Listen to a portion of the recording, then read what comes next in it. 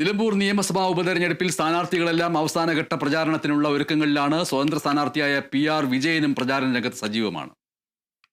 ഈ വാഹനത്തിന്റെ തൊട്ടുപിറകിലായി ഈ വഴിത്താറുകളിലൂടെ കടന്നു വരുന്നു. നിലമ്പൂരിൽ എല്ലാ സ്ഥാനാർത്ഥികളും അവസാനഘട്ട പര്യടനത്തിലാണ്. ചൂടേറുന്ന പോരാട്ടത്തിൽ PR വിജയനും പ്രചരണവുമായി തിരക്കിലാണ്.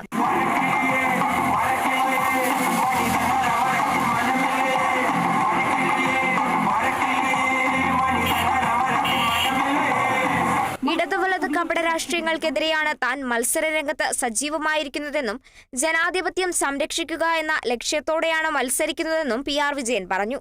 മികച്ച വിജയപ്രതീക്ഷ ഉണ്ടെന്നും അദ്ദേഹം വ്യക്തമാക്കി.